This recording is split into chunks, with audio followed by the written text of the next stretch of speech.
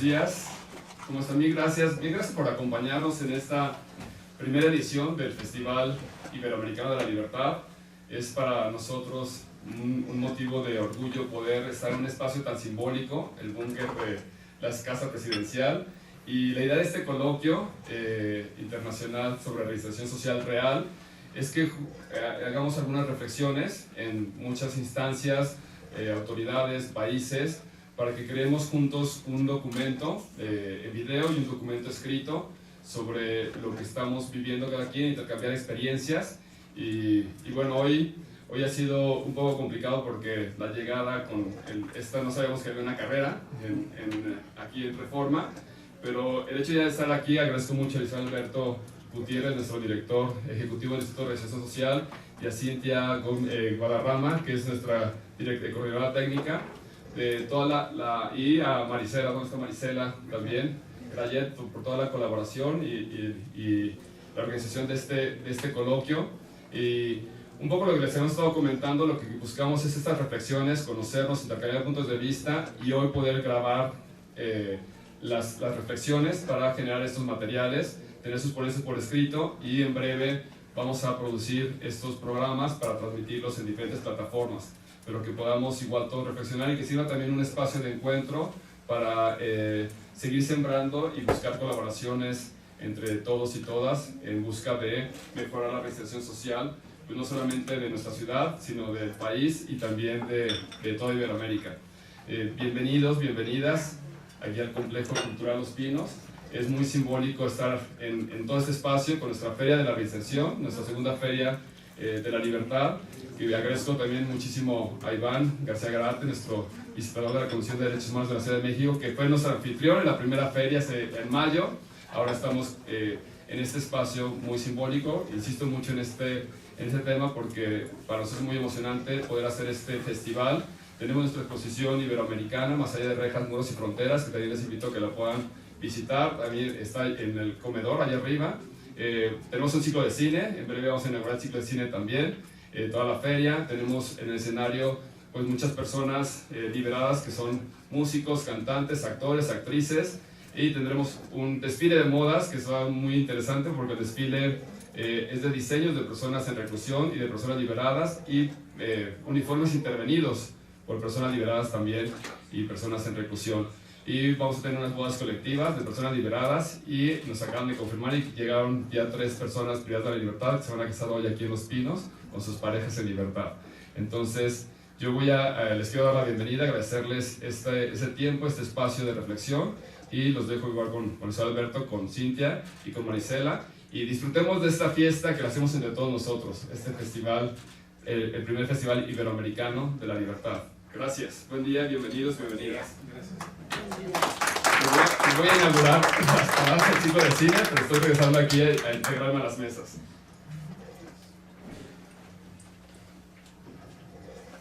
Gracias a todos por acompañarnos a este primer encuentro. Les agradecemos su presencia, nos engalanan, vamos a recoger muchas experiencias sobre el tema de la reinserción social, que es multifacético, multisectorial. Y el día de hoy la dinámica es muy sencillita. Se trata de hacer una reflexión sobre el tema y de cómo miramos nosotros la reinserción social, ¿no? Tendremos 5 minutos máximo de exposición y la idea es que en ese periodo hagamos una reflexión. Si alguno de nosotros llegase a tener alguna pregunta, les pediremos que en los documentos que les hemos hecho llegar, hagamos la pregunta, hagamos la observación que tengamos que hacer y posteriormente la persona a quien se le dirige nos ayudará a contestarla para posteriormente integrarla dentro de la memoria que estaremos construyendo al cierre de este evento, ¿no? Bueno, todos tienen una orden del día, de cómo van a ser las participaciones. Vamos a iniciar primeramente con una participación que de manera virtual nos hizo una experta de España y posteriormente ya iremos avanzando en función de la orden del día que está con ustedes. Iniciamos. Gracias.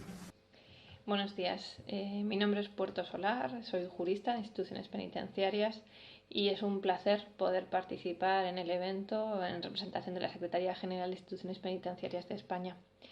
Bueno, dado que la temática y el evento está dirigido a personas liberadas, o principalmente, hemos pensado que como política de reinserción más novedosa, convendría comentar una instrucción del año 2020 que estamos poniendo en marcha y estamos tratando de implementar, y que supone y permite el ingreso inicial de las personas privadas de libertad en régimen abierto.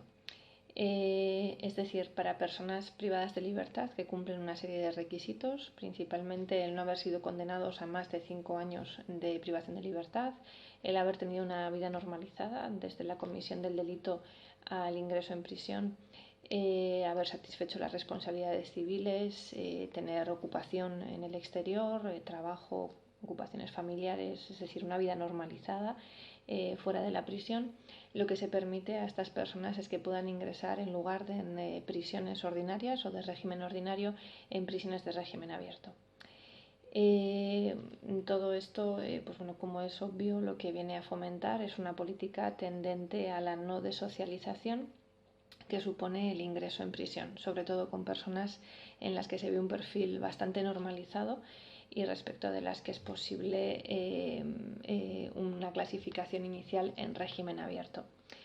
Lo que decimos en estas personas que tienen o que están en periodo de ingreso voluntario desde que han sido condenados, se personan en el centro de inserción social o en el centro abierto, y lo que hace la Junta de Tratamiento es valorar su día a día fuera de prisión, recabar todo tipo de documentación sobre su ocupación, su situación penal y personal, y evitar el ingreso en prisión a efectos de valoración, es decir, se valora la conducta en el exterior.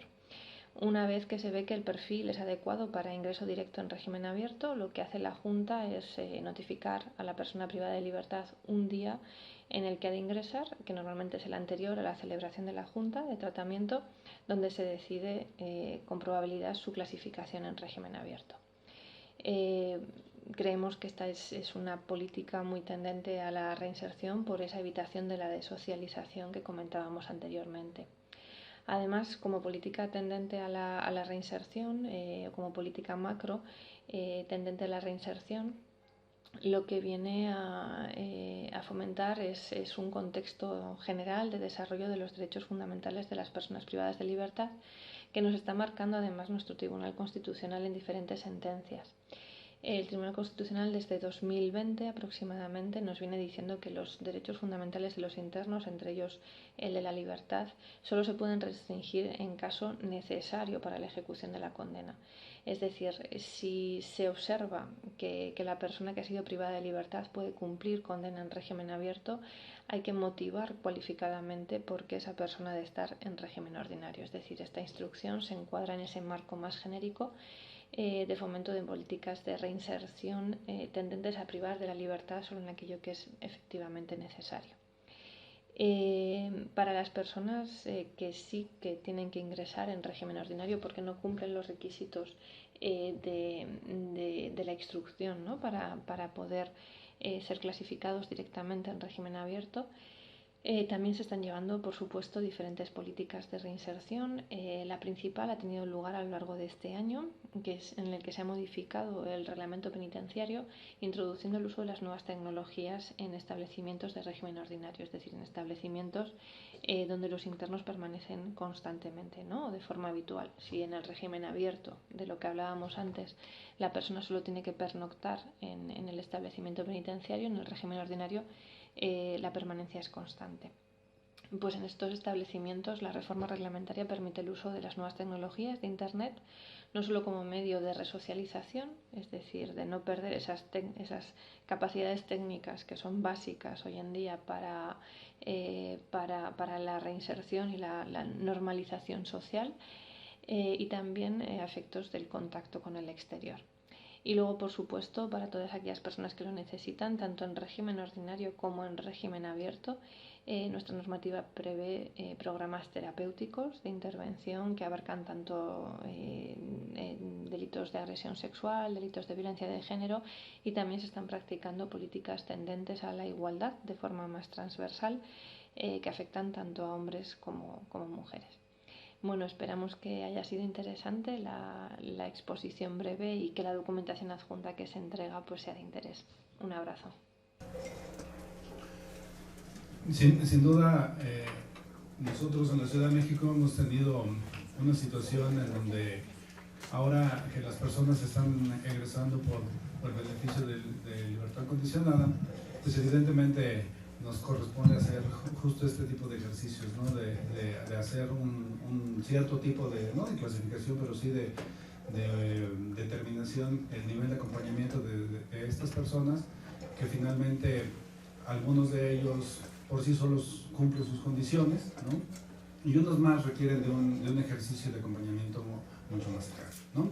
Agradecemos ahora la intervención del maestro Álvaro Quiroz Cabrera, que es juez de ejecución de sanciones penales de la Ciudad de México, quien nos ayudará y nos abordará el tema de la Ley Nacional de Ejecución Penal y su aplicación para las personas privadas de la libertad. Muchas gracias, maestro. Muchas gracias a la Dirección General del Instituto de Reinserción Social, maestro Arturo Morel. Muy bien, este gran proyecto de la Dirección General del Instituto de Reinserción Social, Un Domingo Más en Libertad, que se consolida precisamente por este primer Festival Iberoamericano de la Libertad. Considero muy importante que mi tema y título a exponer, o platicar, o reflexionar, debe ser lo más claro y preciso, en el entendido de que se plasmará en memorias. Considero que no debe contener tecnicismos jurídicos ni interpretaciones de difícil comprensión. Los invitados de mayor importancia a tan significativo evento, sin demeritar desde luego a nadie, son las personas que se encuentran relacionadas en un proceso penal, procesados, sentenciados, conjurados, preliberado o beneficiado, sus familias, parejas e hijas o hijos. La importancia de tal convivencia en libertad de estas personas con instituciones culturales, deportivas, de desarrollo, educativas y judiciales, entre otras, a través de los distintos servidores públicos, fortalece desde luego la confianza y comprensión a estas instituciones públicas, pero sobre todo para las personas que se encuentran en esta circunstancia o se encontraron en esta circunstancia y las propias familias, al verse integrados, al verse aceptados, al verse reconocidos. Sí. Al verse reconocidos y sobre todo convidados a ser partícipes de esta nueva forma de reinserción social, restablecer el tejido social, restitución de derechos y ofrecimiento de nuevas o mejores opciones y oportunidades de vida en los ámbitos laboral, educativo, cultural y, por qué no, en el ámbito económico. Bienvenidos todos a este espacio de convivencia y en libertad, aun aquellos que su periodo de libertad sea corto, como lo dijo el director general, en tanto se desarrolla únicamente el evento, ya que deberán ser reingresados a su centro de reclusión de origen. La puerta, como se pudo abrir para asistir y participar en este magno evento, puede abrirse desde luego con las llaves legales correspondientes que otorga y proporciona la Ley Nacional de Ejecución Penal. La reinserción social como tal implica la restitución de derechos suspendidos ante el dictado de una sentencia incumplida esta precisamente. La proactividad de las instituciones corresponsables en la ley nacional deriva en que las personas liberadas, preliberadas y beneficiadas cuenten con los apoyos necesarios y suficientes que les permitan una verdadera reinserción y reintegración a su comunidad, que no se vean tentados por la necesidad a no dedicarse a actividades lícitas, que las instituciones todas seamos capaces de llegar a esa justicia restaurativa que tanto se requiere, donde todos, comunidad, instituciones, personas sentenciadas, preliberadas, privadas de la libertad y víctimas, reconozcamos necesidades y fortalezas para esta reintegración social, simplemente estar y vivir en paz. Indudablemente la reforma constitucional del 2008 trajo consigo consecuencias jurídicas a favor de los gobernados, en este caso, las personas que se vieron envueltas en una situación de proceso penal, dando paso y oportunidad a la judicialización en la etapa de ejecución penal. La finalidad, mejorar las condiciones de internamiento de las personas privadas y las condiciones de cumplimiento en un ámbito de dignidad y respeto a sus derechos fundamentales. Hay un capítulo especial que me parece muy importante, las mujeres, la atención de los niños que permanecen con ellas, la judicialización de los procesos de libertad penitenciaria o beneficios penitenciarios, entre otras circunstancias que ocurren en el interior de los centros de reclusión, como son revisión de sanciones administrativas impuestas por el comité técnico, traslados, estancia de manera digna y libertad. La presencia de las personas y las instituciones en libertad, que éstas se cumplan en los términos que se estableció en la propia sentencia y sin excesos ni defectos, desde luego. Bien, se deben cumplir los 5 principios rectores del sistema penitenciario y que estos se adecúen a actividades de procedimiento, manuales, protocolos de actuación. Ante el incumplimiento de ello, se plantea una controversia jurisdiccional, es decir, la autoridad jurisdiccional a través del juez de ejecución deberá hacer cumplir la norma, garantizando a las personas el goce de derechos y garantías. También que los preliberados, libres y beneficiados cumplan esto, reitero, sin excesos ni defectos. No tenemos injerencia e intervención de pretender sustituir la administración penitenciaria. En el ámbito de la Ley Nacional de Ejecución Penal, cada una de las autoridades lo único que deben llevar a cabo es coordinación, colaboración y que todo redunde en una vida digna para las personas. El procedimiento jurisdiccional en materia de ejecución pasó de un sistema escrito al sistema procesal adversarial y en oralidad. Judicializamos la etapa de ejecución de sentencias, donde no solo vigilamos el cumplimiento en prisión, sino, reitero, también en libertad. Se busca la recuperación de los más altos estándares internacionales sobre condiciones de internamiento de las personas y su estancia en libertad. La Ley Nacional de Ejecución Penal logra la previsión de mecanismos de control externos en la ejecución penal. La judicialización para el otorgamiento de beneficios de libertad condicionada o anticipada genera certidumbre jurídica a las personas sentenciadas. Se cumplen principios de debido proceso y seguridad jurídica. Asimismo, hemos logrado la homologación de los procedimientos y criterios de aplicación en todas las entidades federativas, regulando con ello lo establecido en el artículo 18 constitucional y en estos 5 ejes rectores: respeto a los derechos humanos, trabajo, capacitación para el mismo, educación, salud y deporte. Y desde luego, la vigilancia y control por parte del juez de ejecución, establecido en el artículo 21 constitucional y su párrafo 3. Facultad exclusiva de la autoridad judicial de dictar, modificar, y esta parte de vigilancia y control, que es la duración de las penas y medidas de seguridad. Mi mayor reconocimiento y agradecimiento a esta gran institución, Dirección General de Reinserción Social, a su titular, licenciado Arturo Alberto Morel Barragán, pero sobre todo a las personas privadas de la libertad, liberadas, preliberadas, beneficiadas, a sus familias, por asistir a este gran evento, el primer Festival Iberoamericano de la Libertad.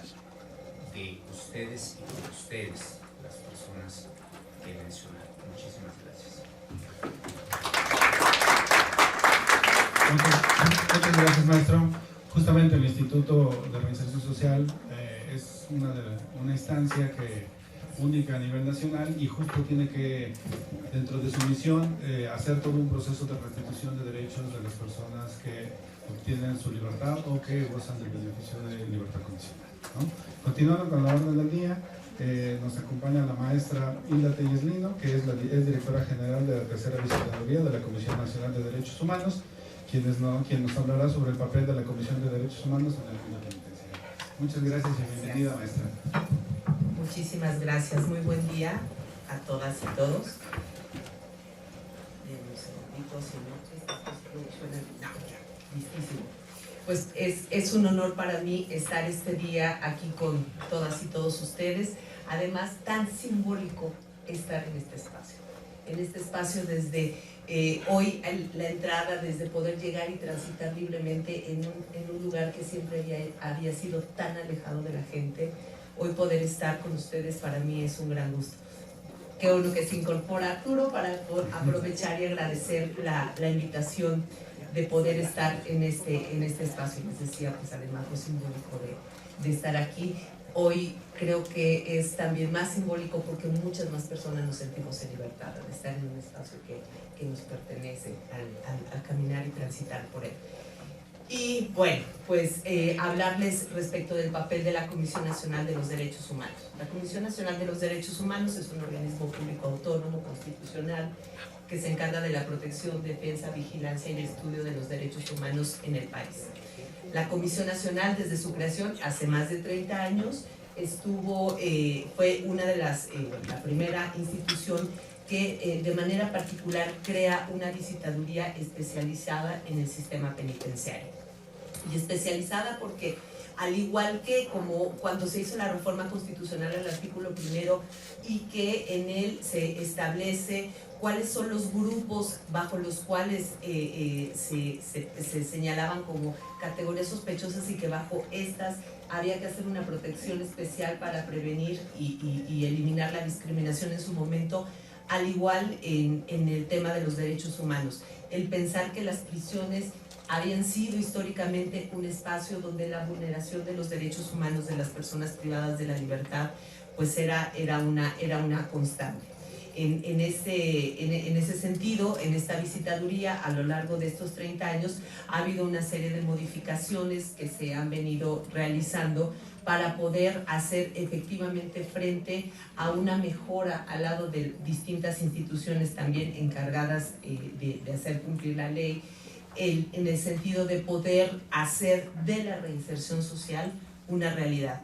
Hemos visto que a lo largo de los últimos años ha habido una reforma profunda para mejorar estas condiciones, pero también para que en la parte jurídica se pueda pues hacer un proceso que sea lo más ágil tanto para las víctimas como para las personas que están sujetos a estos procedimientos. Desde la competencia de la Comisión Nacional, tenemos dos mecanismos básicamente de conocimiento para poder tener un proceso de intervención.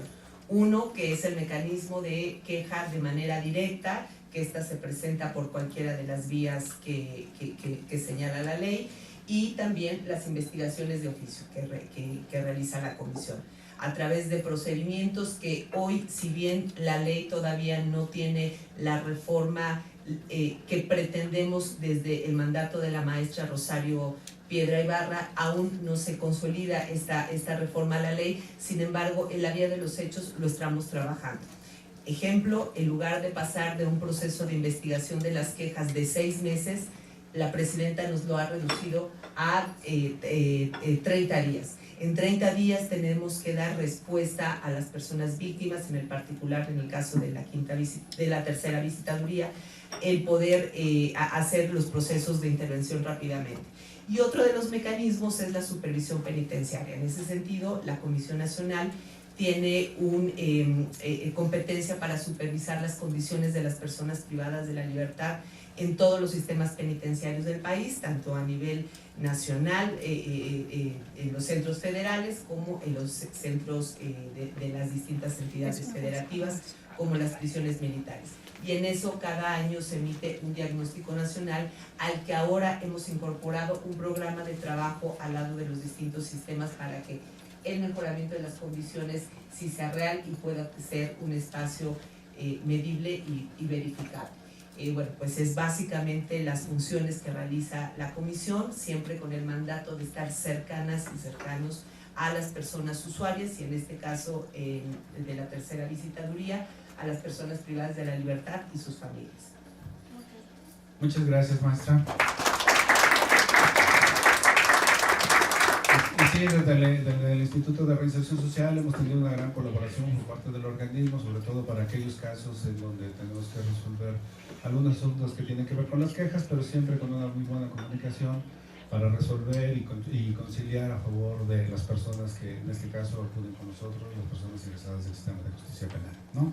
Continuando con nuestro orden del día, y bueno, pues el otro organismo con el cual tenemos una mayor vinculación de manera más directa, el maestro Iván García Gárate, segundo visitador de la Comisión de Derechos Humanos de la Ciudad de México, nos hará una reflexión igual sobre el tema de reinserción social y el tema de la Comisión de Derechos Humanos de la Ciudad de México. Muchas gracias. Muchas gracias y muchas felicidades por este primer Festival Iberoamericano de la Libertad, ¿no? Tanto por el espacio, como ya se dijo, como por el objetivo que tiene este festival y este coloquio también en particular. Muchas felicidades por el esfuerzo que realizan, Arturo, desde el Instituto de Reinserción Social. De verdad es impactante llegar y ver tantos esfuerzos y tanta gente que está preocupada por ello, ¿no? También por eso el exponer aquí también es una exposición muy amable, muy agradable, porque estamos entre colegas que de entrada ya tenemos pues, el objetivo común de estar trabajando por las personas que están allá afuera y por las personas también que están allá adentro. Entonces, de entrada es un espacio muy amable para la reflexión y es un espacio muy amable para toda la gente que necesita reincorporarse de alguna manera a la sociedad. Voy a tratar de cubrir 5 minutos, ¿no? Aunque dice ahí reflexión, es porque no mandé a tiempo el título de la que iba, entonces, pero no va a ser tan reflexivo para que no se espanten, va a ser más preciso. Voy a tratar de precisar algunas cosas que traigo aquí en el teléfono como notas en general.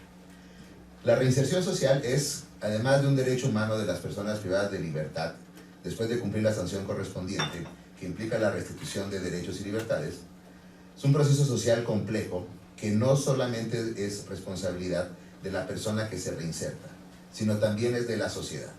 Por eso es reinserción social. Y lo social implica una relación de un grupo de personas llevando a cabo algo por un interés común. En este caso, visibilizar que una sanción o una pena privativa tiene un impacto tan profundo en las personas que no puede dejarse solamente en ella el volver a incorporarse en la sociedad, sino que la sociedad, las instituciones, los grupos y las personas debemos llevar a cabo acciones concretas que les permitan a las personas privadas de libertad reinsertarse. Y como proceso social complejo presenta muchos retos, pero probablemente el más importante de todos sea la transformación cultural respecto de la cárcel, el castigo y las personas privadas de libertad. La cárcel tiene como objetivo aislar a las personas de la sociedad, porque como sociedad tenemos lamentablemente la idea de que las personas que cometen un delito tienen que ser separadas, aisladas, porque esa segregación se considera también parte de ese castigo. Esa segregación trasciende la duración de la pena privativa de la libertad, porque la cárcel deja un estigma social en la persona y en sus familias. Ese estigma es tan fuerte que impide que las personas que estuvieron privadas de libertad puedan recuperar una libertad sustantiva más allá de la libertad física al salir de reclusión. Se debe tener la libertad de poder tener un empleo, de poder tener una profesión, una libertad de poder establecer un proyecto de vida, una libertad de autodeterminación. Y esas libertades, aunque formalmente se recuperan,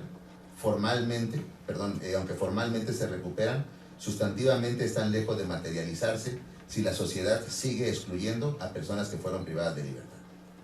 De ahí que el gran reto para la reinserción social sea la transformación cultural. Y tenemos que pensar que es posible hacerlo, si no, pues no estaríamos aquí presentes el día de hoy. Y en este caso existen muchos recursos para poder hacer esa transformación. Y por esos recursos me refiero a instituciones públicas, organizaciones de sociedad civil y personas que suman esfuerzos de manera individual, como lo son todas las personas que el día de hoy se encuentran presentes en este festival. Las instituciones públicas son las primeras responsables de garantizar la reinserción social. En términos constitucionales, deben de garantizar el derecho a la reinserción social. Pero aquí es donde está quizá uno de los aspectos más complejos. Y ese es que son todas las instituciones públicas las que, de acuerdo con su competencia, deben de garantizar ese derecho, y no solo las autoridades penitenciarias o, como es en el caso de la Ciudad de México, el Instituto de Reinserción Social. Las instituciones públicas, todas, deben de participar en ese proceso. En la Ciudad de México, las personas privadas de libertad son consideradas por la Constitución local como un grupo de atención prioritario. Esta categoría implica que las diversas instituciones deben de considerar la atención de esos grupos de manera preferente frente a otros. Esto implica que desde que las personas están privadas de libertad, las diversas instituciones deben atender a este grupo. Esto es, no es nada más la Subsecretaría del Sistema Penitenciario, sino también la Secretaría de Salud, la Secretaría de Educación, la Secretaría del Trabajo, la Secretaría de Cultura, el Instituto del Deporte y muchas instituciones públicas relacionadas con los temas tendrían, en varios casos ya tienen y ya están trabajando desde ahí, ¿no? Pero todas las instituciones deberían de estar atendiendo ese grupo prioritario desde la privación de libertad. Deberían de estar ahí esas instituciones para fortalecer justamente los ejes de la reinserción social establecidos en la Constitución. Esto es salud, trabajo, capacitación para el mismo, educación y del deporte. Todo esto desde la perspectiva de los derechos humanos.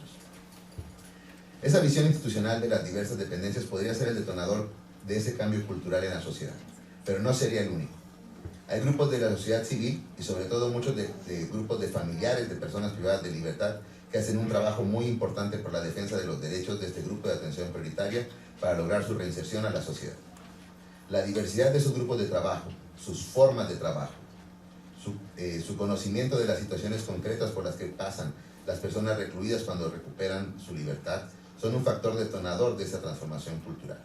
Sin embargo, estos esfuerzos de la sociedad requieren también de apoyos institucionales para poder fortalecerse y contribuir a la sociedad, a que la sociedad se vaya sensibilizando sobre la importancia. Ya voy nada más un minutito más y ya termino.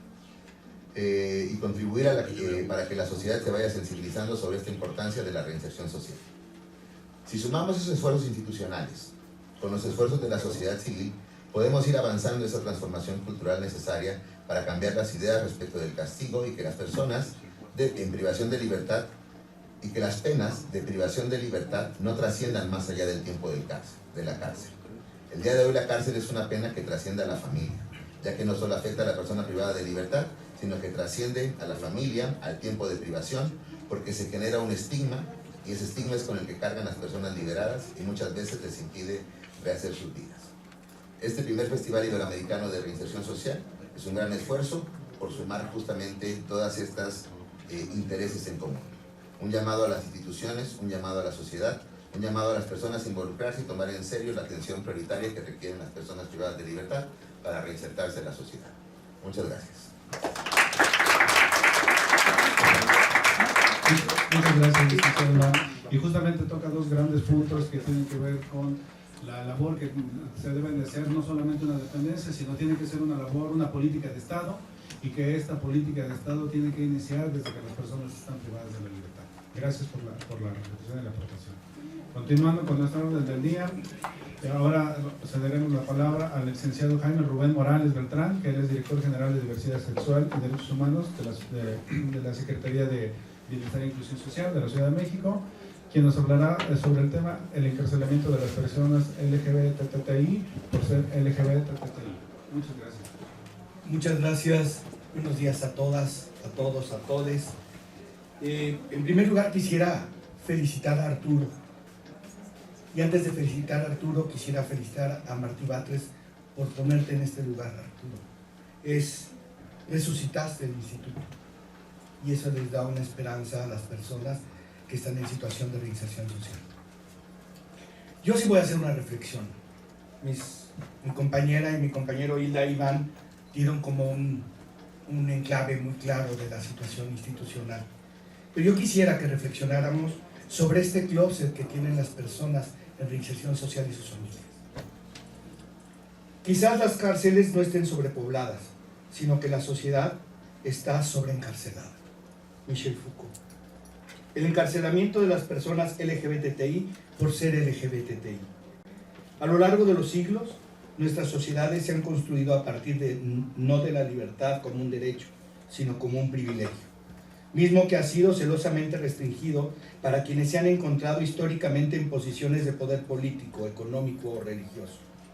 Para moldear una sociedad en la que la libertad sea privilegio de pocos, ha sido necesario crear y consolidar toda una estructura de pensamiento y de cultura de la desigualdad, de la privación simbólica, del encierro de los cuerpos, de la sexualidad, de las ideas. Poco a poco, a través de los siglos recientes, los grupos y los individuos han comenzado a reivindicar su derecho a la existencia y a salir de ese acorralamiento del sujeto. Prueba de ello es el devenir de los movimientos sociales, desde el obrero y el campesino, pasando por el afroamericano, el indígena, el feminista, el de las juventudes y más recientemente el de las personas LGBTI.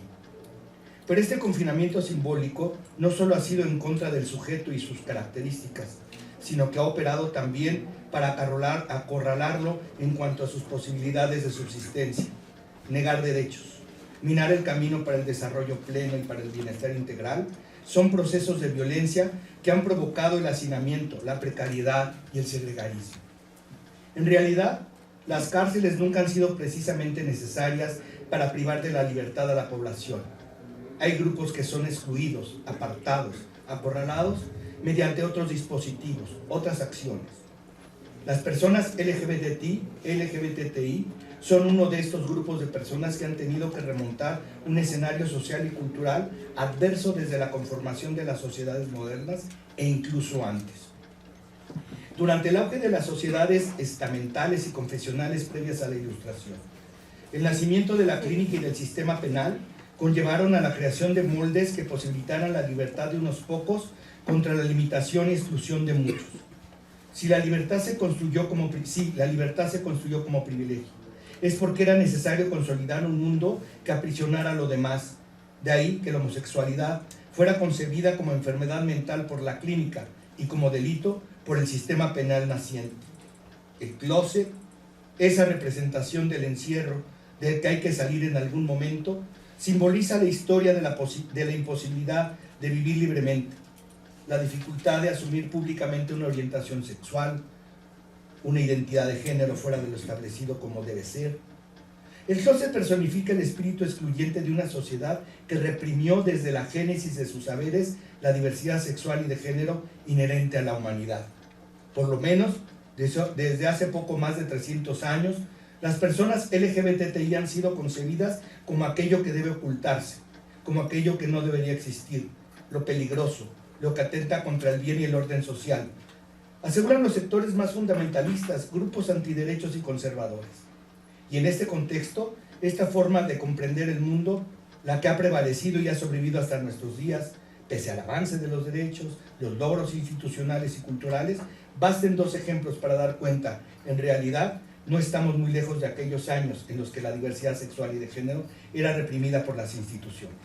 Un ejemplo es la situación actual de las mujeres trans y los discursos de odio transfóbico que padecen a manos de un movimiento social radical que no las reconoce como mujeres, o el caso de la viruela símica, que ha vuelto a estigmatizar a los hombres gays y a otros hombres que tienen sexo con otros hombres, como ocurrió durante las décadas de 80 y 90 del siglo pasado, durante la época más crítica de la pandemia del SIDA. No es ilegítimo considerar que estos planteamientos han formado parte de los discursos implícitos en la procuración de justicia a lo largo de la historia y aún en nuestros días en ciertos ministerios públicos, juzgados, cuerpos policiales, pues en su conjunto estamos hablando de un sector que ha estado en manos de hombres machistas y misóginos, porque ese sistema forma parte de la estructura patriarcal de la sociedad que lo vio nacer. La procuración de justicia no es igual para una persona heterosis que para una persona LGBTI. Las condenas no son las mismas para una persona heterosis que para una persona LGBT. Y por supuesto que el trato interior en los centros de reclusión no es el mismo. La violencia machista es un mecanismo de supervivencia dentro de los penales y las personas LGBTI privadas de la libertad suelen ser víctimas de esta violencia que sirve a los hombres heterosis como demostración de su superioridad, de su hombría. En esta participación no se trata de justificar la comisión de un delito, sino de preguntarnos cuáles son las condiciones a las que está sometida una persona que en determinada circunstancia la colocan en una posición desventajosa, dispar, ante la procuración de justicia, el debido proceso, la justiciabilidad. Desde luego, saberse en desventaja desde antes de ingresar a un centro penitenciario acarrea consecuencias que se recrudecen mientras se purga una condena. Es por ello que la labor de las organizaciones enfocadas a atender los derechos humanos de las personas LGBTI privadas de la libertad se vuelve fundamental e imprescindible, toda vez que son un contrapeso a las prácticas machistas y violentas que persisten aún. Un minuto. Dentro de los centros de reclusión. Pese a los esfuerzos que se realizan actualmente para combatir la discriminación que ejercen custodios, jueces, policías y otros actores relacionados en la materia, de acuerdo con el informe presentado por la Asociación para la Prevención de la Tortura, titulado Personas LGBTI privadas de la libertad, ocurren 2 factores determinantes en cuanto a la situación de las personas. En primer lugar, Según el documento, los arrestos con base a la orientación sexual o en la identidad de género ocurren con frecuencia en algunos contextos, especialmente cuando existe homofobia y transfobia en la cultura policial y donde la discriminación por parte de oficiales públicos ocurre con impunidad. En tales contextos, la policía arresta con frecuencia a personas LGBTI tras quejas de miembros de la comunidad o por iniciativa propia, y en raras ocasiones prestan asistencia a estas personas LGBTI que hayan sido asaltadas por su condición o que presenten cualquier otra queja criminal.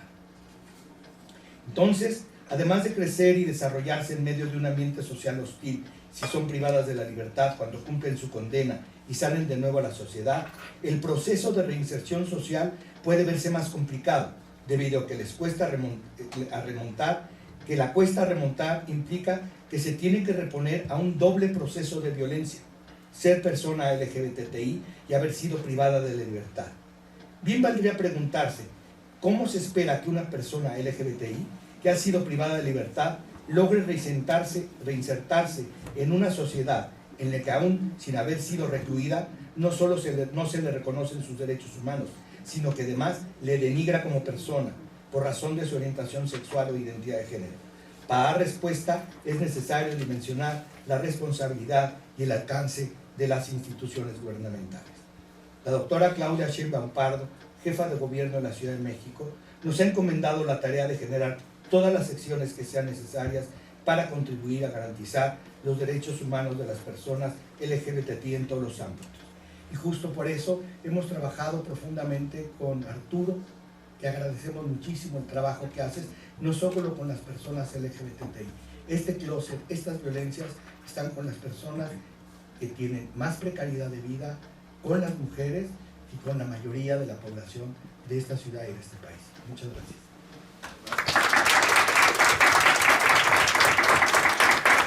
Muchas gracias, licenciado Jaime, por la aportación.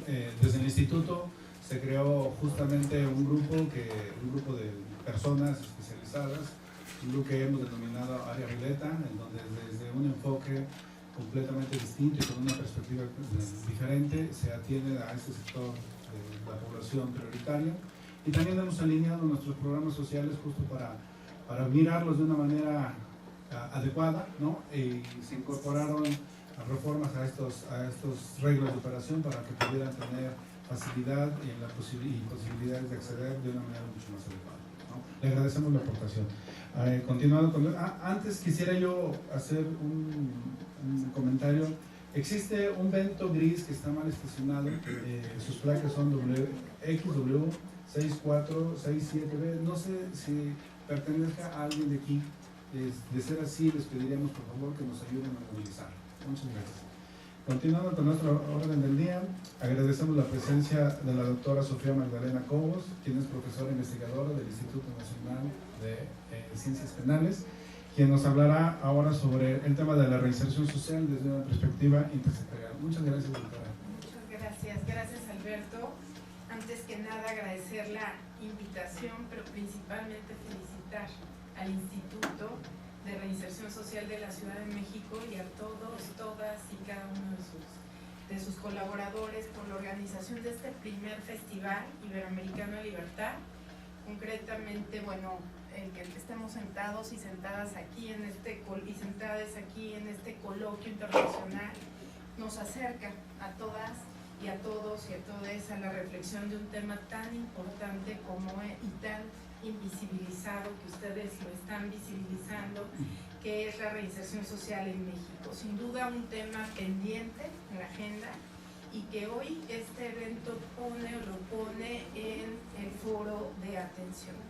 La reflexión que en este momento abordaré se llama la reinserción social desde una perspectiva interseccional, en la cual pretendo evidenciar la necesidad de elaborar una política pública de reinserción social que abarque todas las necesidades de los y les pospenados.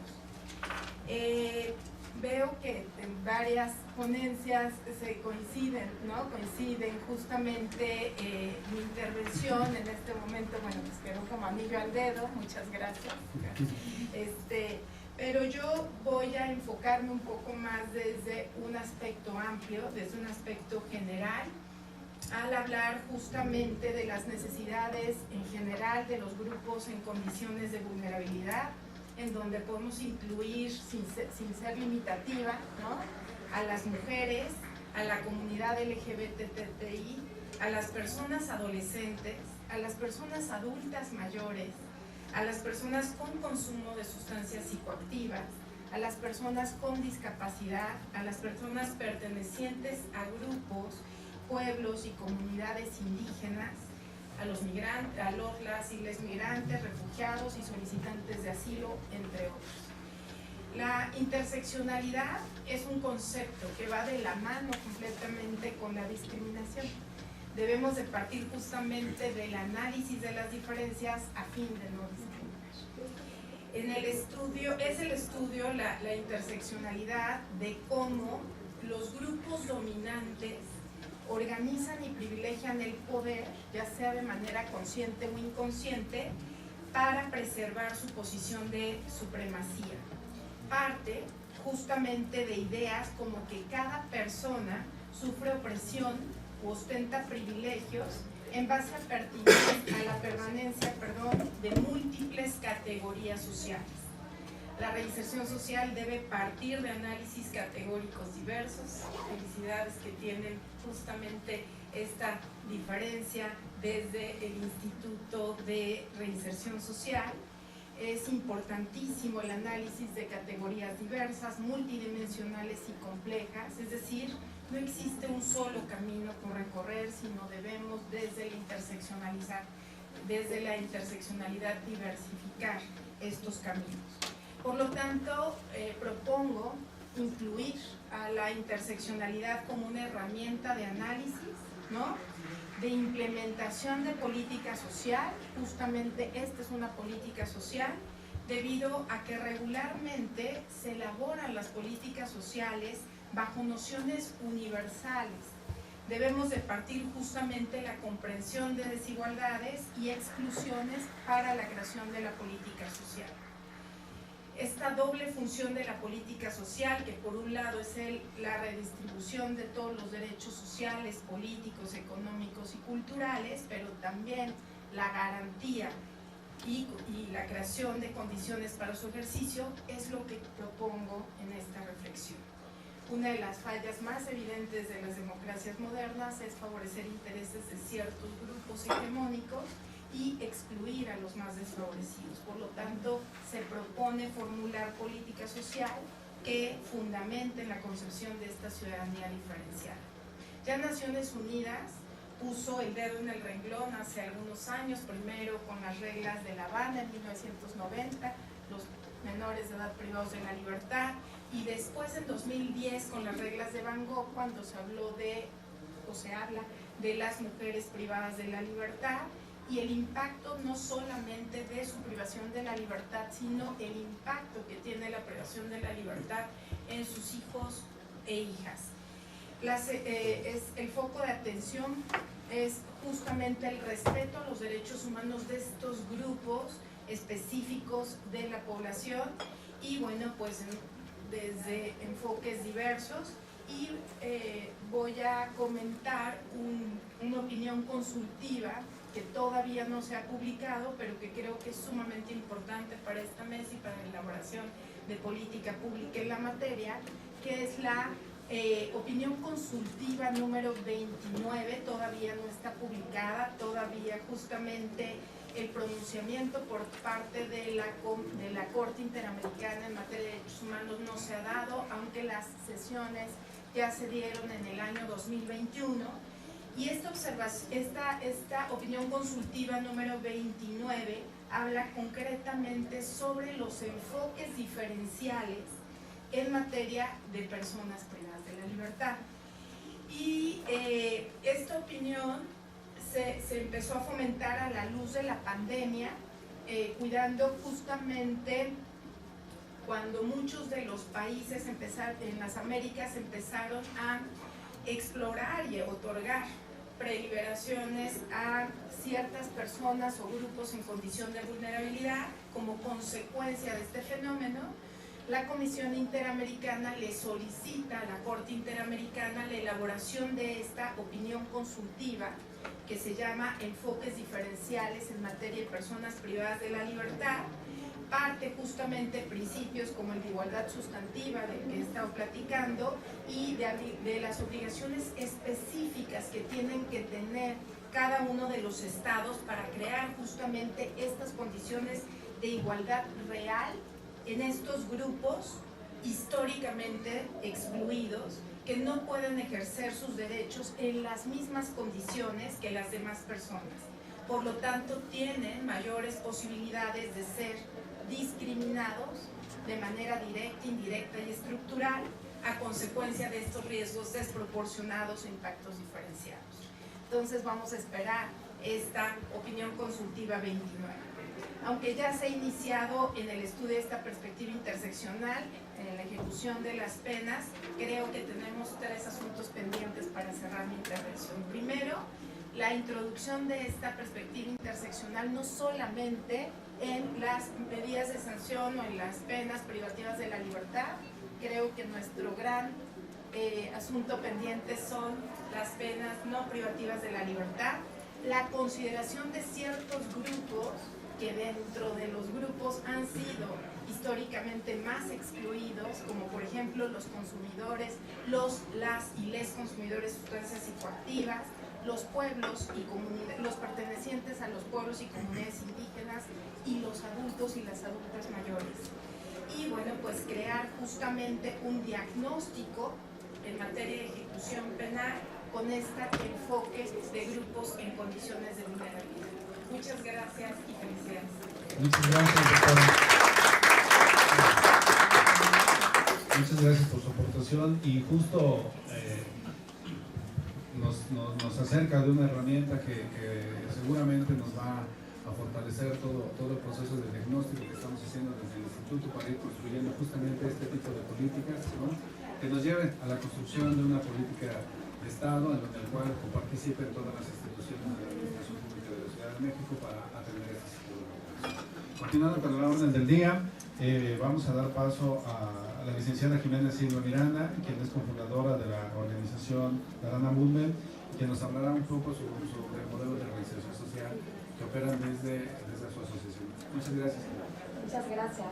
Pues primero igual comentar que nos sentimos muy honradas de pertenecer a este primer festival y sobre todo de estar en esta mesa con estas reflexiones y pues felicitarnos también, ¿no?, por lo que están haciendo, por esta visibilidad, por este espacio, como decían, como por estos lugares en donde podemos empezar a hablar, comenzar a visibilizar el tema. Yo soy Jimena Silva y vengo de Darana Movement y nosotros somos una empresa social que está creada y dirigida por mujeres y trabajamos en el tema de reinserción social para mujeres que estuvieron privadas de libertad. Entonces, es como de mujeres para mujeres. Ese es nuestro enfoque. Nosotras, en este proceso de crear una empresa social, hemos desarrollado una metodología para que sea un proceso de reinserción más digno. Entonces, eso está enfocado en 4 pilares principales y estos pilares son salud mental, desarrollo humano, habilidades duras y habilidades blandas. Nuestro enfoque principal está basado en estos 2 focos, que son el desarrollo de las habilidades socioemocionales, que creemos que este es como una parte como muy importante para trabajar todo el tema de este desarrollo humano, esta salud mental, para poder volver a reintegrar, ¿no? Como trabajar esa parte como dentro, para poder buscar un empleo, para poder estar bien en la familia, en la casa, que esa es como nuestra base en esta metodología. Y la segunda parte es el empoderamiento económico. Creemos que desde Darana, que esta parte de poder tener esta libertad, esta manera de poder reintegrarte económicamente, da como esta también libertad y sobre todo también cuando están en este proceso de reinserción en el cual como que tienen que volver a una casa donde había violencia, en donde están como todo este entorno que los llevó a estar dentro de reclusión. Entonces, esos son como nuestros 2 focos principales y sí, consideramos que esa es la base de la reinserción. Nuestra metodología se desarrolla en 3 meses y esto es porque tenemos una alianza muy importante con el instituto.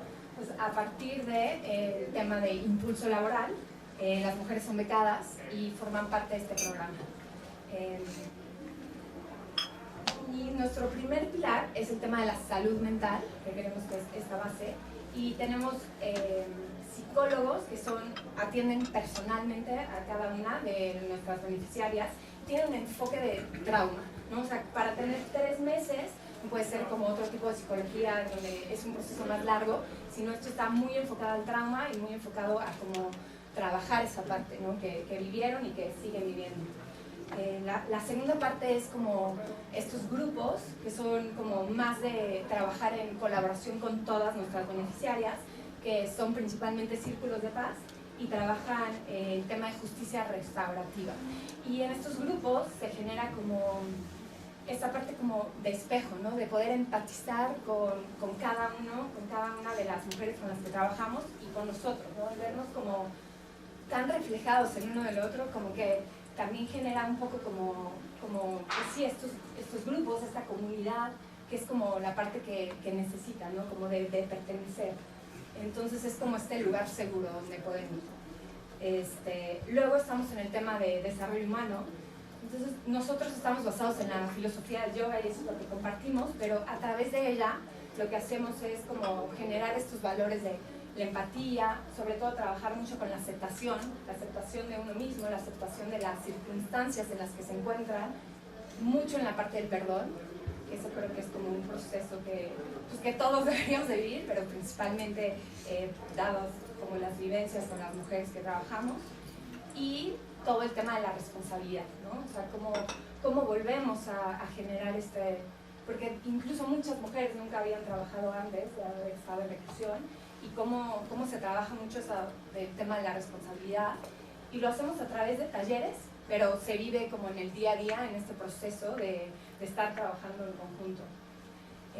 Trabajamos en este tema de las habilidades duras, que lo que queremos es que tengan herramientas para tanto autoemplearse o trabajar, que puedan ser útiles, ¿no? Y entonces será sobre todo el tema de bordado, estamos como trabajando mucho en el tema de corte y confección, y damos aquí talleres de emprendimiento, que es como muy importante,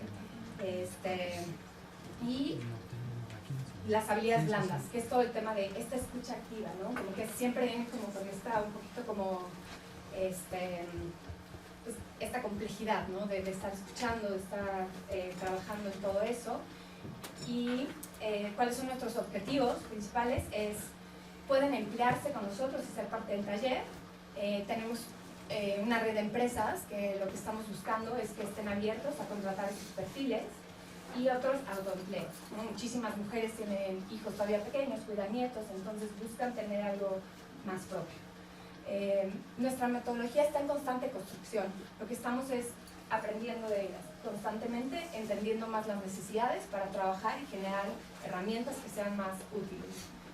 ¿Y cómo lo medimos? Vamos, al principio hacemos diagnósticos y vamos midiendo cómo se van sintiendo a la mitad del programa, al final, después de 6 meses y al año, para ver al año qué ha pasado, qué herramientas se siguen utilizando, cómo ha sido como esta intervención. Y bueno, como que concluyo con este tema que decían, y sobre todo Iván, que esto es un trabajo de todos, ¿no? Creo que también aparte de instituciones, organizaciones, es muy importante incluir al tema de las empresas, ¿no? O sea, cómo reinsertarse también de manera laboral. Entonces estamos como muy enfocados en eso. Así que, bueno, muchas gracias por el espacio. Muchas gracias. Sí, desde Tarana es un área donde nos han ayudado a vincular laboralmente a las mujeres principalmente. Actualmente, de las personas que egresaron en las generaciones anteriores del programa de impulso laboral, se encuentran laborando actualmente en esa empresa. Muchas gracias. Gracias. Finalmente, continuando con nuestro orden del día, pues le damos la palabra a la licenciada Dávila Celina González Rivera, que es la directora general de Colibres, quien nos hablará un poco del empoderamiento económico como medio de emprendimiento, la base para la reinserción social. Muchas gracias, licenciada Dani. Muchas gracias, gracias a todos, gracias al instituto y felicidades por este evento. La verdad es que está padrísimo, me siento muy orgullosa de estar aquí también representando a mi organización. Pero antes de iniciar me gustaría hacerles una pregunta. ¿Cuántos de ustedes tienen un negocio? Que alce la mano. ¿Cuántos de ustedes tienen? Aparte de ella, que me queda clarísimo. ¿Cuántos? ¿Nada más ella? ¿2? ¿Quién más? ¿3? ¿4? A ver, ahora, de todos los que levantaron la mano y los que no, ¿qué pasaría si ustedes fueran empresarios y llegara una persona que estuvo privada de su libertad a pedirles empleo? ¿Se los darían? Que supieran que, siendo sinceros, porque veo que dicen sí, pero siendo sinceros, alguien que supo, o sea, que supieron que estuvo privado de su libertad o privada por secuestro, por robo, por el peor delito que se puedan imaginar, ¿realmente le darían empleo? ¿Sí? Todos dicen que sí. Ah, qué bueno, porque los vamos a anotar en la lista de colibres para que les den empleo a los que están llegando para buscar empleo. Bueno, fíjense bien, el 80% de los empleos son generados por el sector privado. Eso quiere decir que si nosotros, fíjense, hacemos cálculos, somos aproximadamente 129 millones de habitantes y son 3.6 millones de empresas actualmente. Si hacemos la división, no alcanzaría el número de empresas para poder emplear a toda la población.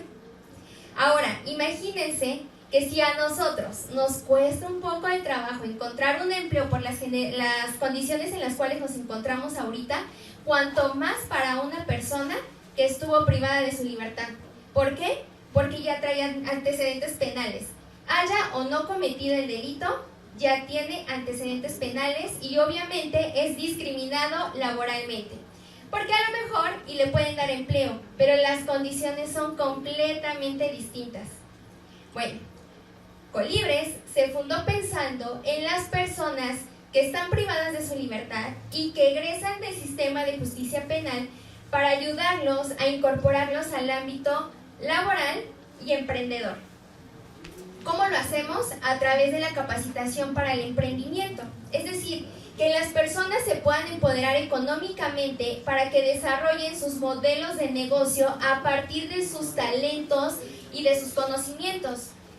Por ejemplo, no sé si ustedes sepan qué son las competencias laborales, pero las competencias laborales son los conocimientos, habilidades, destrezas y actitudes que todas las personas tenemos y que hemos ido desarrollando a través del tiempo para poder demostrarlo en algún momento. Lo que hace Colibres es que además de capacitarlos, los acompaña para que certifiquen esas competencias laborales y que no importando sus circunstancias, sean reconocidas por el conocer. El conocer es el Consejo Nacional de Normalización y Certificación de Competencias Laborales de la Secretaría de Educación Pública. Cuando ustedes van a un empleo, por ejemplo, y dicen, bueno, es que a lo mejor no tengo una carrera, pero tengo un certificado de competencia laboral en donde demuestro que soy competente en esta actividad, es diferente a llegar con tal vez un currículum que no tenga mucha actividad. Pero más allá de eso, lo que nosotros hacemos justamente en el programa Impulsa Laboral, en el cual estamos colaborando con el Instituto de Reinserción Social, es capacitando a las personas para que adquieran esas herramientas y se puedan capacitar para emprender. Porque en los reclusorios hay mucha gente talentosa. Además de que, por ejemplo, aprenden oficios, también estudian carreras. Entonces, imagínense qué padre sería que todas y todos pudiéramos contribuir a esa parte de la reinserción social a partir del empoderamiento económico. Hace un momento escuchaba al licenciado Iván que decía que la reinserción social es social porque nos compete a todos. Entonces, imagínense cómo cada uno, a partir de nuestra profesión, nuestra actividad productiva, podemos ayudar a las personas que tenemos no solamente en Colibres, sino que salen de los reclusorios para que emprendan, para que ellos, a partir de lo que ya saben hacer, se enamoren, tengan ese talento ahí, con toda la disposición. Pero si nosotros como sociedad no los apoyamos, muy difícilmente van a poder ellos convencerse de lo que están haciendo. Voy a ponerles un ejemplo.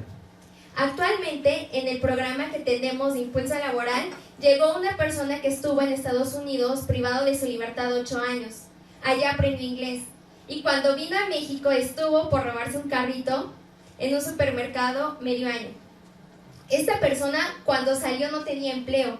En ningún lugar le iban a dar empleo porque él estuvo 8 años privado de su libertad en Estados Unidos, donde no podía comprobar lo que hacía. Y además cuando llegó aquí tenía medio año. Así que él aprendió inglés y le gusta la enseñanza. Y lo que le dije fue, a partir de esa tragedia, que tú la ves como tragedia, vamos a hacer algo diferente. Entonces iniciamos con él un grupo de conversación en inglés para que él pueda generar recursos dando clases y también la gente que vaya a su club de conversación conozca las historias de vida de las personas que nosotros tenemos para que emprendan. Obviamente Miguel estaba muy emocionado y me dio muchísimo gusto porque la semana pasada que iniciamos con su club de conversación, él se dio cuenta pues que la gente sí creía en él. Entonces yo los invito y las invito a que por favor escuchemos las voces de las personas que se encuentran tanto privadas de su libertad, que también pueden emprender, pero también de las que están saliendo, porque hay mucho talento en las cárceles, hay mucho talento en todas partes, en realidad es en todas partes. Pero algo que sí quiero decirles es que necesitan mucho de nuestro apoyo, porque ellos, por ejemplo, cuando llegan con nosotros nos dicen, pues lo quiero hacer, pero nunca me han dicho cómo. No te preocupes, porque los proyectos que nosotros tenemos en Colibres los hacemos abiertos. Es decir, si tenemos una capacitación para el emprendimiento o un networking o un evento empresarial, los invitamos, porque no podemos hablar de una reinserción social con eventos aislados. Nosotros invitamos a emprendedores, empresarios y a todas las personas que se sumen, así que los invitamos a que también, si ustedes quieren emprender, pues que se unan a estos grupos que tenemos con ellos para que se sientan parte y también para que emprendan un proyecto social. Créanme que es algo maravilloso.